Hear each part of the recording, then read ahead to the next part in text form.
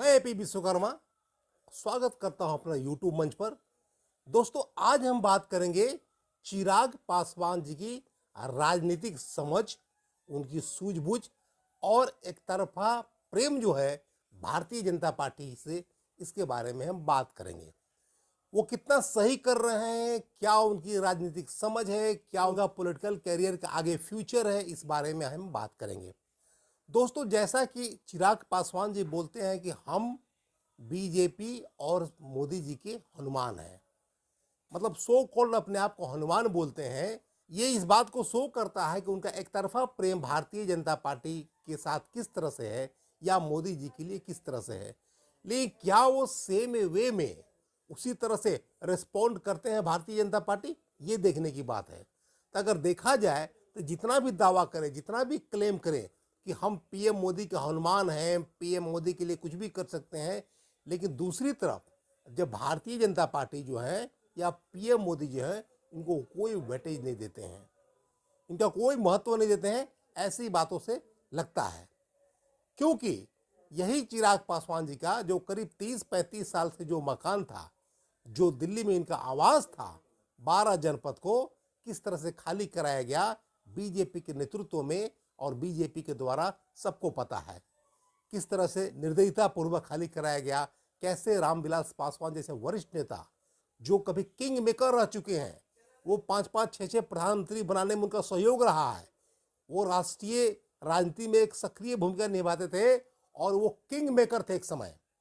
माने मान के चलिए 89 के बाद जितनी भी सरकारें बनी उसमें वो बहुत ज़्यादा अग्रणी भूमिका निभाए थे और ये किंग मेकर की भूमिका में थे करीब करीब 2014 के पहले तक। तो जो रामविलास पासवान जी इतना अग्रणी भूमिका थे, जो इतना लीडर अच्छे थे और जो एक किंग मेकर के रूप में थे, आज वही रामविलास पासवान जी की मूर्ति को फेंक दिया गया बाहर।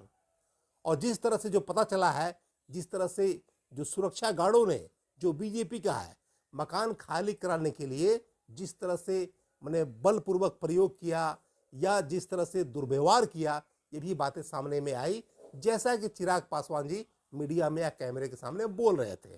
तो इस तरह की बात अगर किया देखा जाए तो ये बहुत ही गलत बात है कि बीजेपी जहां इनको कोई वेटेज नहीं देती है, कोई भाव नहीं देती है, वहीं एक तरफा प्यार उमड़ रहा है चिराग पासवान का बीजेपी के लिए। ये क्या बात है? जहां बीजेपी इनको भाव नहीं दे रही है और इनका डिमांड क्या है? चिराग पासवान जी का डिमांड बहुत सिंपल है कि हमको 6 सीट लोकसभा का चाहिए, 1 सीट राज्यसभा का चाहिए। तो कौन सी बड़ी बात है, क्योंकि इतना तो इनको पहले भी मिलता आया है, ये कोई नई बात नहीं है। अब रही बात पार्टी का बंटवारा का, तो बंटवारा अलग मैटर है। अरे पासवान जी का, रामविलास पासवान जी का असली वारिस तो चिराग पासवान ही है, इसमें कहीं कोई डाउट नहीं है।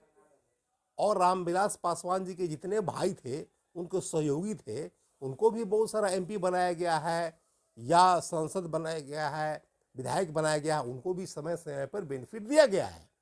लेकिन जहाँ तक किसी का वारिस की बात है, तो रामविलास पासवान जी के वारिस जो है असली चिराग पासवान ही है, इसमें कहीं कोई डाउट नहीं है। लेकिन जिस तरह से एक तरफा प्यार उमड़ रहा है चिराग पासवान जी का बीजेपी के प्रति, नरेंद्र मोदी के प्रति, ये कितना सही कितना गलत है। जहां पे इनकी कोई बात को बीजेपी मानती नहीं है, मोदी जी मानते नहीं है, अमित शाह जी मानते नहीं है, अकेले जो ललायित रहते हैं, एक तरफा प्यार शो कर रहे हैं, ये किसी भी तरह से पॉलिटिकली ग्रोथ के लिए सही नहीं लगता है चिराग पासवान जी के बारे में। और इनकी राजनीतिक सूझबूझ भी पर भी प्रश्न चिन्ह लगता है, क्योंकि जिस तरह से 2020 के चुनाव में जो है, जिस तरह से डेंट मारे, हराने का काम किया नीतीश कुमार जी को, नीतीश कुमार जी तो हार गए या कमजोर हो गए, लेकिन आखिर इनको क्या मिला? चिराग पासवान जी को बदले में क्या मिला? पॉलिटिकली सौदेबाजी में जो है, हम अपना तबे कोई कदम उठाएंगे जब हमको कुछ बेनिफिट हो। क्योंकि जब आदमी पॉलिटिक्स करता है तो अपना विधायक बनने के लिए, एमपी बनाने के लिए, मंत्री बनने के लिए, आगे बढ़ने के लिए, हमको किसी को हराने से अगर कोई फायदा नहीं है तो उस पॉलिटिक्स से क्या फायदा? इनको पता नहीं कौन से सलाहकार हैं ऐसे, कौन से इनका गाइड करने वाले हैं, किस तरह के सलाह देते रहते हैं, और ये अंधभक्त होकर के और बीजेपी का हनुमान बन करके, मोदी जी का हनुमान बन करके एक तरफा प्यार को शो करते रहते हैं। तो इनकी पॉलिटिकली जो सूझबूझ है उस पर प्रश्न चिन्ह है, और अभी भी ये डिसाइड नहीं कर पाए हैं ये किस ओर जाएंगे। क्योंकि ये जब पता है, हम लोग जानते हैं या आम आदमी भी जानती है, या मीडिया में इस तरह की खबरें आ गई हैं कि हो सकता है कि लोकसभा के चुनाव 6 महीना पहले हो जाए, हो सकता है कि नवंबर दिसंबर में भी हो सकता है, क्योंकि 2004 में यही हुआ था कि लोकसभा भंग करके 6 महीना पहले चुनाव करा दिया गया था। तो इस तरह से भी जो उधेड़ बुन की इनकी स्थिति है, जो एक इनका डिसीजन मेकिंग क्लियर कट नहीं है, ये शो करता है कि इनकी राजनीतिक सूझबूझ थोड़ा कम है या उसमें प्रश्न चिन्ह है।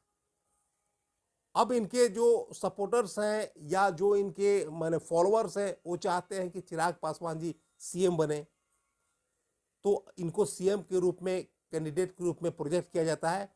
तो हम किसी भी फॉलोअर्स या इनके सपोर्टर्स की जज्बात को समझते हैं या उसकी कदर करते हैं, उनकी भावना को हम समर्थन करते हैं। लेकिन आप बताइए कि बिहार में जिसका एक भी एमएलए नहीं हो, वो कैसे बन जाएंगे सीएम? बिहार में जहां एक भी लोकसभा सांसद बनाने की इनको क्षमता नहीं है, अपने दम पर, अपने बल पर कैसे ये बन जाएंगे सीएम, या कैसे भागीदारी निभाएंगे केंद्रीय राजनीति में? अगर इनको महागठबंधन या अगर एनडीए का साथ नहीं मिलेगा तो ये खुद अपना भी सीट नहीं निकाल पाएंगे, ये एमपी नहीं बन पाएंगे, ये सांसद नहीं बन पाएंगे। इनको भली भांति ये बात पता है, और यही कारण है कि भारतीय जनता पार्टी इनको वैल्यू नहीं करती है, इनका वेटेज नहीं देती है। क्योंकि अगर मान लीजिए इनका अगर 6% वोट पे राज है, इनको अगर मान के चल देगा, अगर 6% वोट पे इनका अगर कब्जा है, दलित महादलित का जो है, पासवान जाति या और भी जो दलित महादलित समाज का होते हैं, तो क्या ये 6% वोट से कोई भी सीट को निकाल सकते हैं बिहार में या पूरे हिंदुस्तान में? कोई बता दे कि पूरे हिंदुस्तान में इनके लिए कहीं सा सेफ जगह है, कहीं सा सीट है जहां से निकालने अकेले दम पर? नहीं निकाल सकते हैं। अगर मान ले हर लोकसभा क्षेत्र में या विधानसभा क्षेत्र में इनको अगर 5 से 10 हजार वोट आता है, उससे क्या फर्क पड़ता है? तो ये बात है कि ये अपने पॉलिटिकली सूझबूझ को जब तक स्ट्रॉन्ग नहीं करेंगे, युवा लीडर, एक युवा लीडर हैं, एक युवा नेता हैं, इनको आगे बहुत सारे संभावनाएं होनी चाहिए, आगे बढ़ने के लिए इनको तत्पर होना चाहिए। और इस तरह के जो बात करते हैं कि हम हनुमान हैं, इनके फलना है ढेकना है, इस तरह से पता चलता है कि ये इनकी राजनीतिक सूझबूझ पे कहीं ना कहीं प्रश्न चिन्ह है।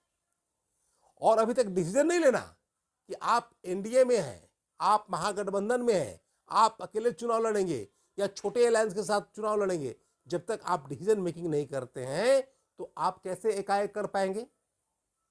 अगर मान लिया अगर 6 महीना बाद चुनाव हो जाए तो कैसे अपने आप को आप तैयार कर पाएंगे? इतना आसान नहीं है, इतना समीकरण साधना इतना ईजी नहीं है जितना लोग सोचते हैं।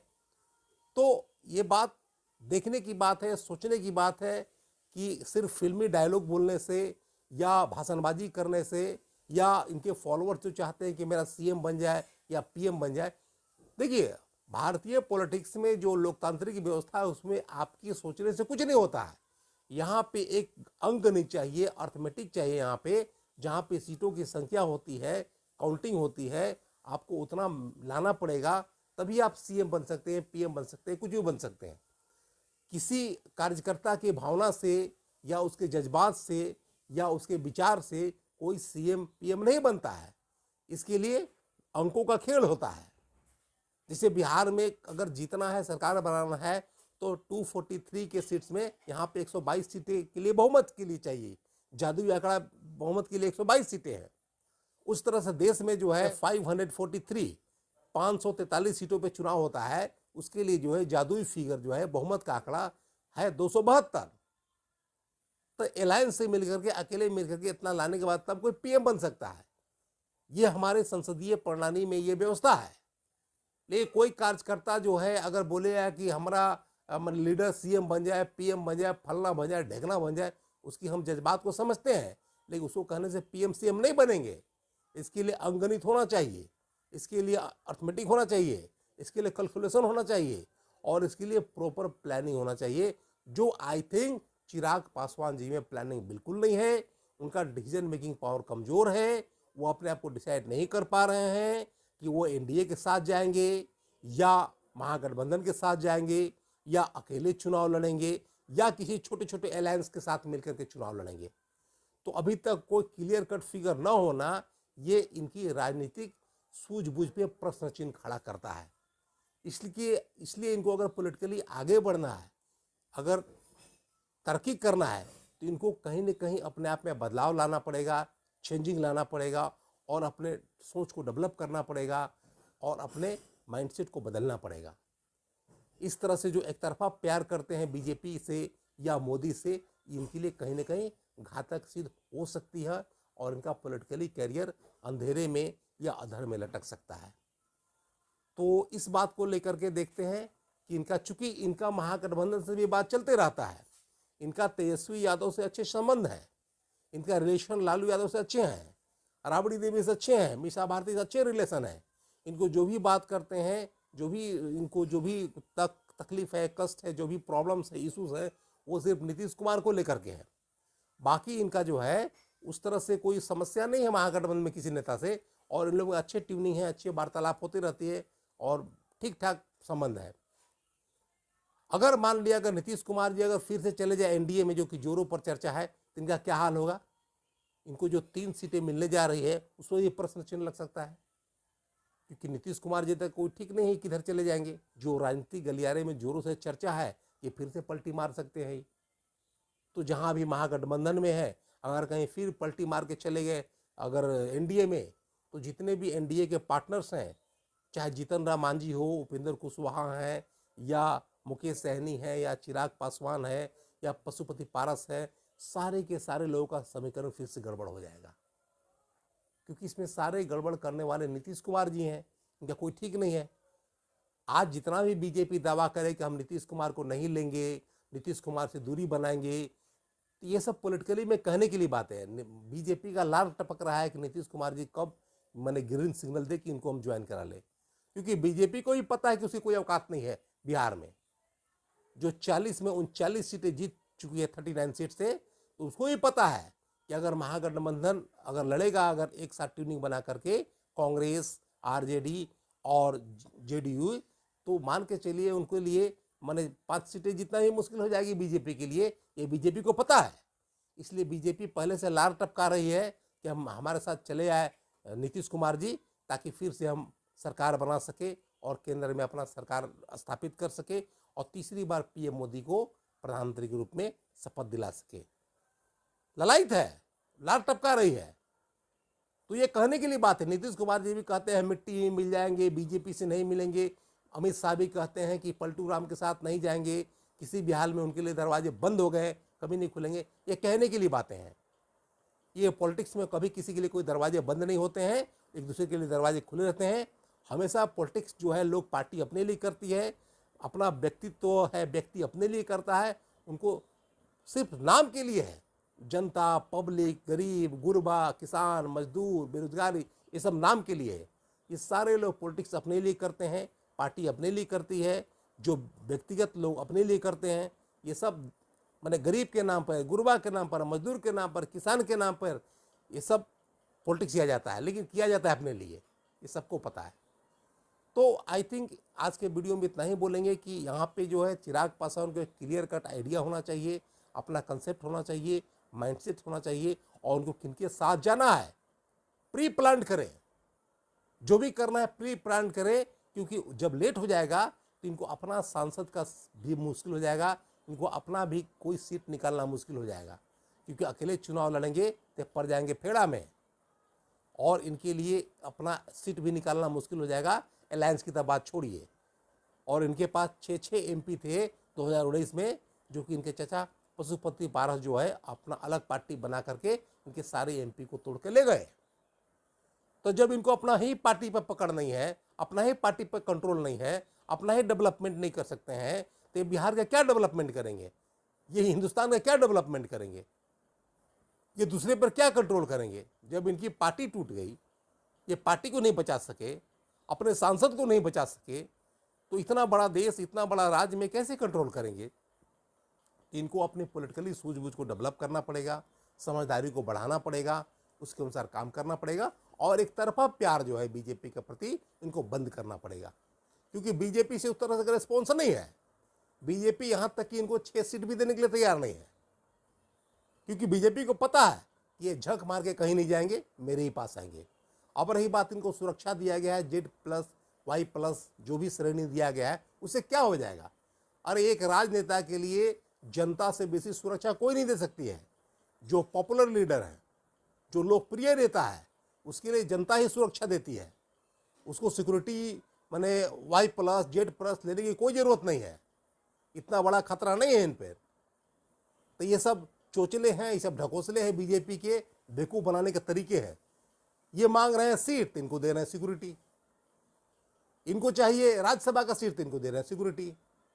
इनको चाहिए पॉलिटिकली भागीदारी, इनको दे रहे हैं सिक्योरिटी। तो इस तरह की बात सोच के समझ के कदम उठाना चाहिए चिराग पासवान जी को, ताकि इनका भविष्य सुनहरा हो, आगे बढ़े। इनका भविष्य आगे बढ़ने के लायक है। ये युवा नेता हैं, कल का भविष्य है बिहार का, हिंदुस्तान का। लेकिन इनका जो डिसीजन गलत लेंगे, अगर ये डिसीजन मेकिंग में नहीं ले पाएंगे समय पर और सही डिसीजन नहीं लेंगे, तो इनका पॉलिटिकली कैरियर धीरे धीरे खत्म हो जाएगा और अपने पापा की विरासत को ये मेंटेन करने में, संभालने में नाकाम हो जाएंगे, जैसा अभी तक लगता है। क्योंकि यही लोजपा का जो है, एक बार कभी मैंने 29 MLA जीते थे 2005 में। यही लोजपा, जो उसमें पार्टी के नई गठन ही हुआ था, 2005 के जब चुनाव हुआ था बिहार में, इसको आई थिंक, हमको जहाँ तक याद है, 29 इसके MLA जीते थे। और उस समय सत्ता की चाबी जो थी आपको रामविलास पासवान की थी। चूँकि हालांकि उस समय सरकार नहीं बन पाई, फरवरी 2005 में चुनाव हुआ था, फिर आपको नवंबर में चुनाव हुआ, तो उस समय पूर्ण बहुमत आया अपना बीजेपी का और ये नीतीश कुमार का, दो पार्टनर जो अलायंस मिला के लड़े थे। लेकिन एक समय 29 MLA थे इसके, और उसमें सत्ता की चाबी जो थी रामविलास पासवान की थी। उन्हीं के बेटे हैं ये, और आज इनके पास एक MLA नहीं है। तो ये दुखद बात है। एक MLA थे भी तो पार्टी बदल लिए, इधर उधर चले गए। आज इनके पास न कोई MLA है, न कोई MP है। तो ये अगर इनके फादर की, अगर रामविलास पासवान जी की विरासत को संभालना है, जो करीब 50 सालों से पॉलिटिक्स करके बनाए हुए हैं, अपना जनाधार बनाए हुए हैं, संबंध बनाए हुए हैं, सीट बनाए हुए हैं, तो इसको मेंटेन करने के लिए इनको पॉलिटिकली सूझबूझ, समझ और इनको होना चाहिए। इनको माइंडसेट को बदलना चाहिए, प्री प्लान करना चाहिए और आगे बढ़ना चाहिए। किसी का अंधभक्त बन करके, किसी को सो कॉल्ड हनुमान बन करके और किसी के प्रति एक तरफा प्यार करके अब आगे ज़िंदगी में नहीं बढ़ सकते हैं। दोस्तों, अगर आपको वीडियो अच्छा लगा तो लाइक करें, शेयर करें, चैनल को सब्सक्राइब करें। तो आज के वीडियो में इतना ही, मिलते हैं अगले वीडियो में। तब तक के लिए thanks for watching this video.